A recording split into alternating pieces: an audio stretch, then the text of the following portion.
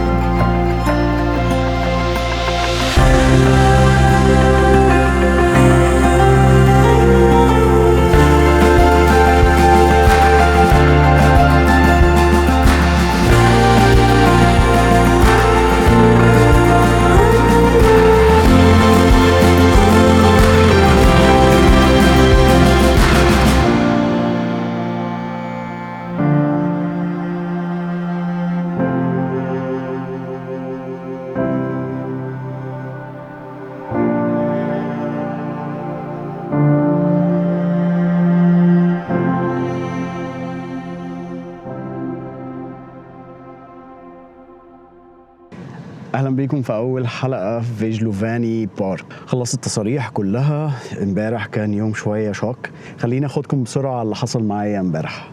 انا اخدت التصريح ومشيت من تبليسي، رحت جبت حاجات اكل وحاجات كتير، وظبطت له العربيه صراحه، وكنت بجرب حاجات فيها. كويس ان انا رحت كارفور كمان، جبت حاجات كلها اكل كله دراي. جرب السلمون دوت، لقيته ان انا التونه ما بحبهاش صراحه. جبت جبت سناكس زي تشيبس. بكره وانا ماشي بشوف عيش او حاجه اجيبها، زيتون، جبت مكرونه يعني. وجربت التلاجة وانا سايق، حطيت التلاجة على الشاحن هنا واشتغل، فانا اموري تمام. اهم حاجه في الموضوع انا ما لقيتش برايفت تنت اللي هي عشان ادخل فيها الحمام او لو انا عايز شاور، فكل حاجه هتبقى في الهواء الطلق. فجبت الكرسي دوت، هبقى اوريكم لما اجي اعمله.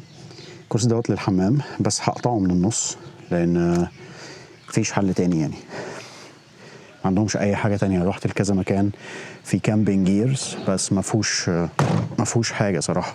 المهم الجو هيشتي لان سامع فيه كميه رعد مرعبه، سامع. واجرت المكان الجامد ده تاني. دي زي كوخ، نفس الكوخ اللي انا خدته المره اللي فاتت لما جيت. خليني اوريكم عامل ازاي. ب90 لاري ليله. حاجه تقضي الجو لان خلاص الجو اتاخر، مفيش، هو حاجه على القد يعني، فاهم. سرير فوق هنا، حاطط لك كراسي. الكراسي دي بتفكرني بكراسي جدتي. وسلم يا معلم، اللي هو لو ما خدتش بالك انت ممكن تضيع فيها. وسرير حاطط لك قلوب فوق. لو هتمشوا على الراوت اللي انا هحطها لكم وجيتوا المدينه اللي انا فيها، هاتوا معاكم اكل، لان معظم الاكل هنا، الطعم كلها اللي رحتها عندهم حاجات كتير قويه، المنيو بتاعهم كتير قوي، بس الفكره ان كل الاكل خنزير، فما عرفتش اجيب منهم اكل. واللي انا اجرت منها المكان تقريبا مشت دلوقتي، راحت تجيب لحمه هتعمل لي كنكالي وشوربه. يلا استمتعوا بالفيديو. النهارده فاجلوفاني بارك بتبتدي. رحت توريست سنتر، ده اللي انت بتقدم عليه على اخر بيرميت هتحتاجه لفاجلوفاني. دفعت انا 85 لاري، وبيشرحوا لك الاوضاع جوه فاجلوفاني عامله ازاي. ودلوقتي انا في مكان قبل الانترنس عديت عليه، ده كانت قاعده عسكريه تبع الجيش السوفيتي زمان، وفيها هناجر كتيره فاضيه، فتقريبا المزارعين هنا بيستخدموا الهناجر دول للزراعه الطبيعة بتاعتهم. في التورست سنتر النهارده قعدوا يحذروني بعد ما دفعت الفلوس، بيدوا لك تحذيرات كتير على حاجات كتير. حذروني من كذا حاجة، من التعابين. قالوا لي ان الحديقة فيها تعابين كتيرة جدا، في نوعين هم منهم اللي خطر. الاول كنت صراحة قلقان لما انا سمعت الموضوع، لان بحياتي ما تعاملت مع تعابين ولا شفتها اساسا، بعيدا عن حديقة الحيوان يعني. فقالوا لي لما بتلاقي الجراس عالي، لو لقيت جراس عالي زي كده ما امشيش جواه، لان من الحر التعابين بتبقى مستخبيه جوه عشان الحراره. وقالوا لي الاشجار كلها قبل ما اجي اقعد تحتيها او ابقى اصور او اعمل اي حاجه، اشوف الاول من بعيد عشان ساعات برضو بيكونوا مستخبين. يعني مجمل الموضوع اي حته فيها ظل ابعد عنها. وفي نوعين او 3 تاني من التعابين شكلهم على كلامهم شكلهم كيوت عشان بيضحكوا، بس مش سمين. في قالوا لي على حيوانات تانية دببة، وولفز، فوكس. فقالوا لي الحاجات دي كلها بتطلع بالليل اكتر، وقالوا لي ان هم مش هيجوا جنبي او مش هيأذوني، لان هم مش متعودين على بشر كتير فبيخافوا مننا.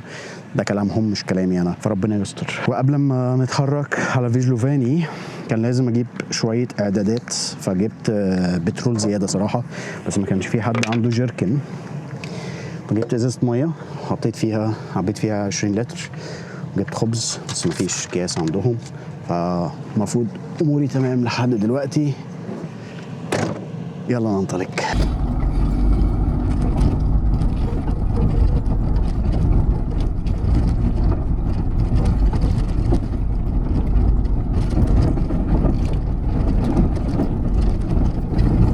انا وصلت فيجلوفاني، الجو نار هنا. ديت حاجه اسمها فيو بوينت، والحديقه اللي انتوا شايفينها تحت دي كلها ممنوع النزول. في هناك في تبع الحكومه ساعه ونص من المكان اللي انا واقف فيه، في تبع الحكومه عربيات زي سفاري اللي بتشوفوها في افريقيا والقصص ديت اللي بشوفها في الفيديوهات، هي بس المسموحه تنزل تحت. ولو انت عايز تعمل هايك بيعملوا هم، لازم تحجز عن طريقهم ولازم ينزلوا معاك. ليه؟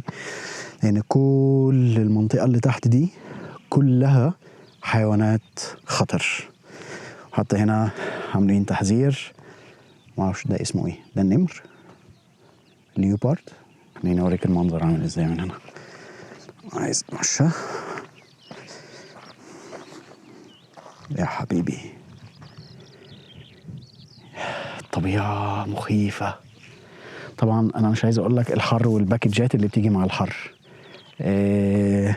دبان فيه، نحل اللي هو الاصفر دوت الجلس فيه.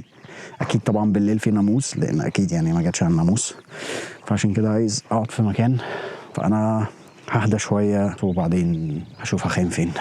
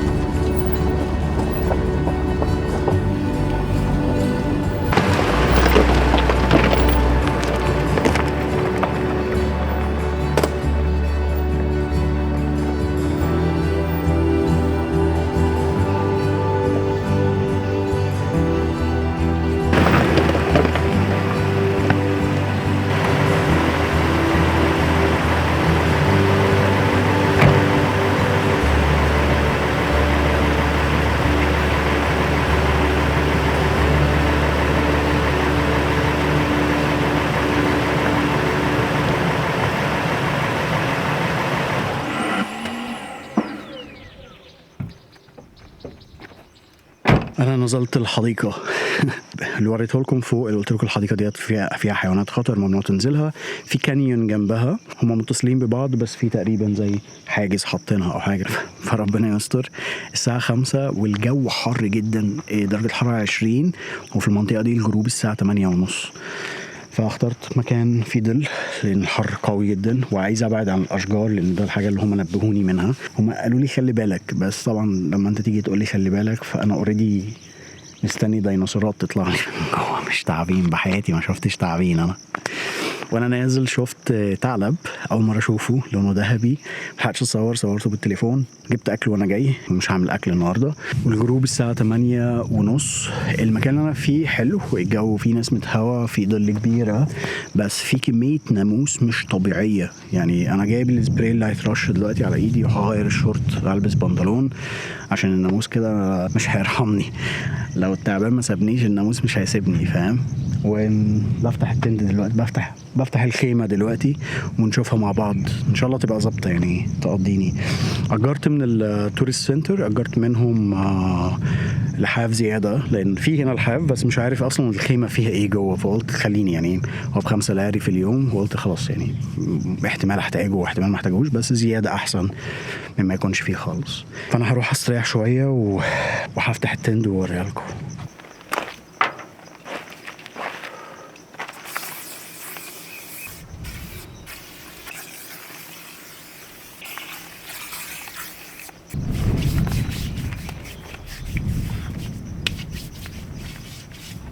السبراي اللي انا اشتريته من الصيدليه اسمه اوف. لو ده مش اوف الناموس هي اوف خالص. الجو جميل الصراحه، حر، في نسمه هوا، وانا مبسوط بالاجواء. اول مره اكون في حاجه زي كده، في كميه لون اخضر حواليا مش طبيعيه. مرعوب 100%، مرعوب جدا. معرفش ايه اللي مستنيني بعد كده، بس انا مش جاي عشان اترعب، فاهم؟ فهاخد الامور ببساطه، واي حاجه هشوفها جديده على عيني هحاول استقبلها بقلب رحب شويه، ان دي انا اخترت اكون في الطبيعه ودي جزء منها. هكون في حالي على قد ما اقدر عشان لا اذي حاجه ولا حاجه تاذيني صراحه.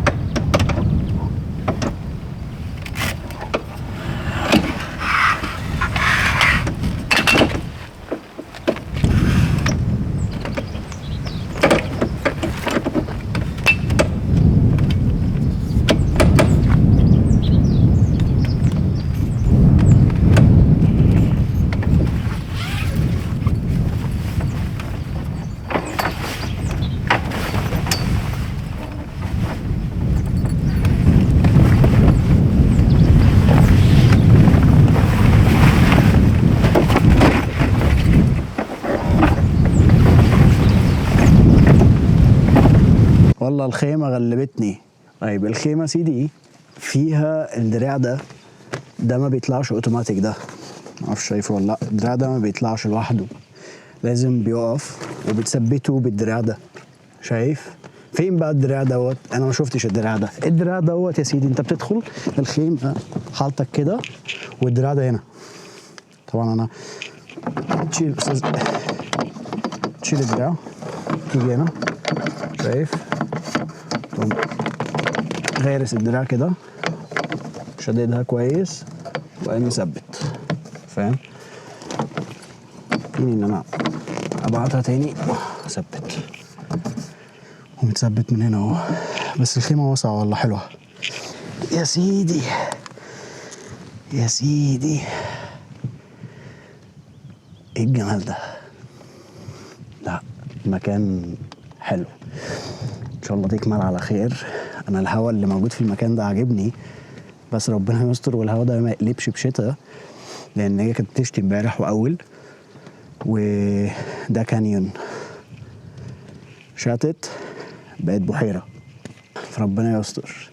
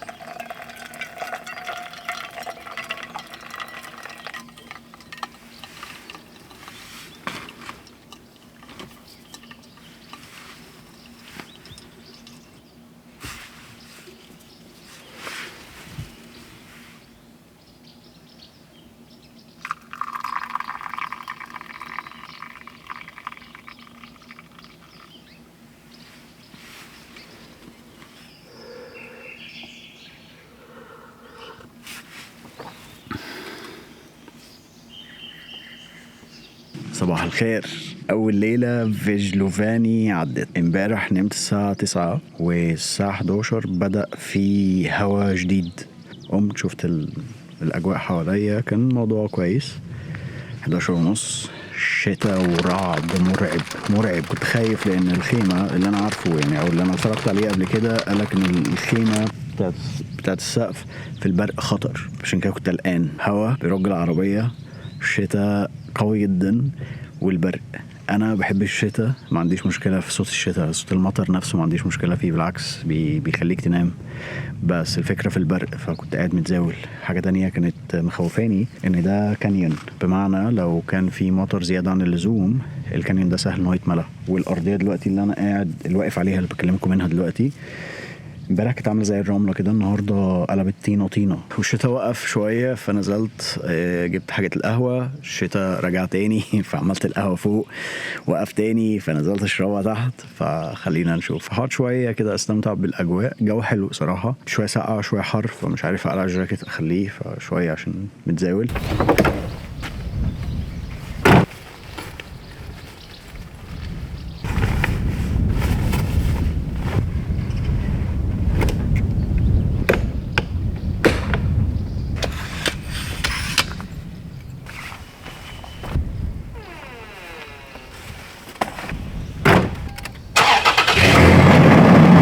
انا لميت حاجتي، شلت السياره، بس عايز اوريكم الوادي ده. الطريق العوده هو شويه مخيف. انا صورت لكم حاجات بس عشان تفهموا منها الطريق، لان لما بصور الطريق كامل بحس ان هو ممل في الفيديو، بس عشان تفهموا الموضوع عامل ازاي. وقبل ما اتحرك للطريق التاني عايز استحمى، لان امبارح كان في شتاء حر فاهم، ففي تقلبات جويه.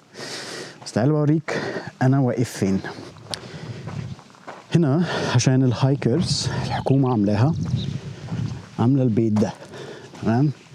البيت ده يا سيدي عشان الناس اللي بتيجي تخيم زي مثلا او هايك، لو حصل حاجة يخيموا او ماشيين في كان في تلج او ايا كان الظروف بتاعت الجو مش حلوة، عاملين لهم شلتر. طبعا دي الحكومة هي اللي عاملة الكلام دوت، وبتدي لك تنبيهات في انجليزي وفي جورجي منها. طبعا انا ما قريتهاش امبارح، خليتها على الله. المهم هو الشلتر شكله مخيف شويه، والهدوء نفسه مخيف. هنا نفتحه، حلو حلو. في حاجه مستخبيه جوه مش عارف.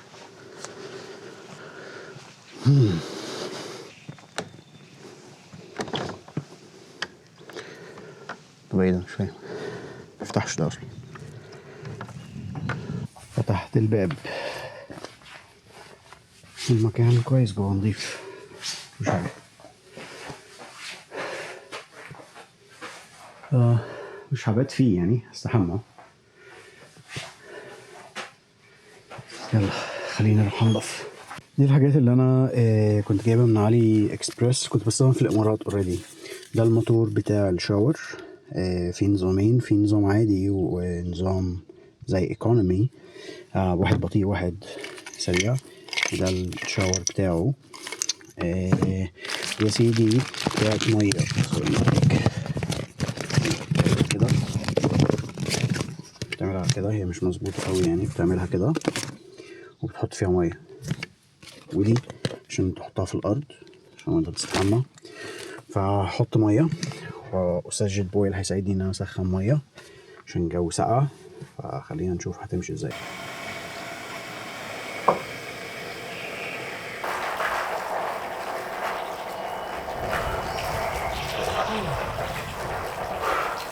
احساس الشاور في الطبيعة مختلف، وشاور انت على مزاجك، عايز ميه ساقعه ميه سخنه فاهم.